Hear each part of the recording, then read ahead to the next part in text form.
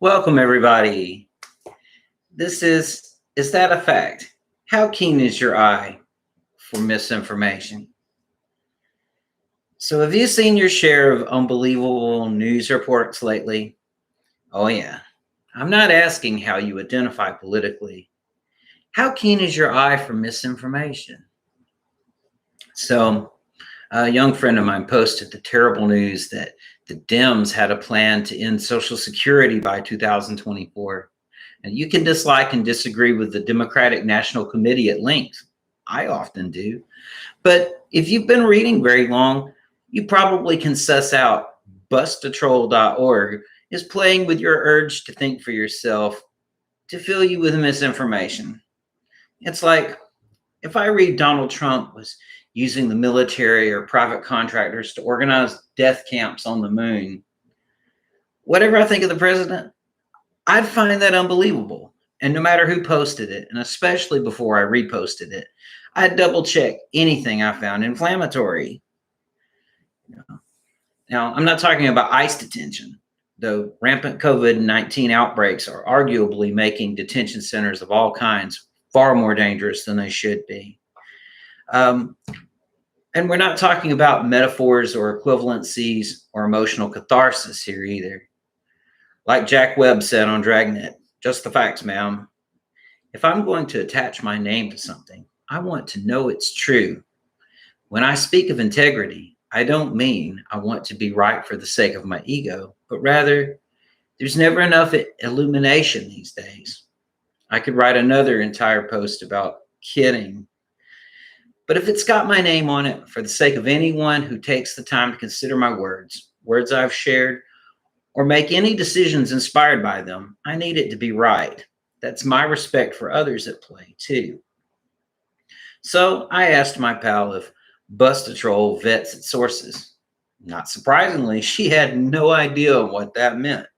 She didn't grok the lingo. Vets, the verb, just means they check, they verify. Numerous organizations, even with an international platform, generate inaccurate information. How occasionally do they? And do they run retractions admitting their mistakes? Is the cornerstone of accountability. Like, let's say, based on what I already know from previous readings, something seems out of place in a headline. Or if it's true, it would have important consequences. I might type in the name of the site and media bias to get something like mediabiasfactcheck.com. Some of these sites are serious news sites. When they report facts, not presented as opinions, you can check with the boring sounding agencies or sources, and what do you know? Them's the facts. Many depend on what we call confirmation bias. They report things that could be true because you're predisposed to think that way, and they cater to people who don't fact check. So, even while those people think they're sharing some kind of earth-shattering views, they really take it as true on face value. Papers that correct their mistakes or carefully edit to prevent being proved wrong before they go to print are accountable. Without accountable sources, we're stuck believing anything. We're lemmings of limited literacy. This is how a lot of policies and politics are promoted. Someone wealthy funds a campaign to misinform the public, and many people, just to get clicks for their site, echo those ideas because they get the happy advertising dollars, whether they're truthful or not. Why other people pass along that information, whole other story. Maybe they want approval from their friends. Maybe they want to feel that they're speaking with their voice and speaking the truth, But that's just it.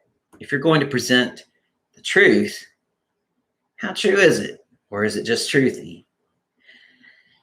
My friends, there are people 3 times your age who only read headlines or just spout ideas they heard somewhere because it feels true to them. So I don't want you young folks to feel picked on. I wouldn't bother if I didn't think you were smart enough to make use of available tools to become savvy. Good sources are able to call out any government or political party when they're wrong.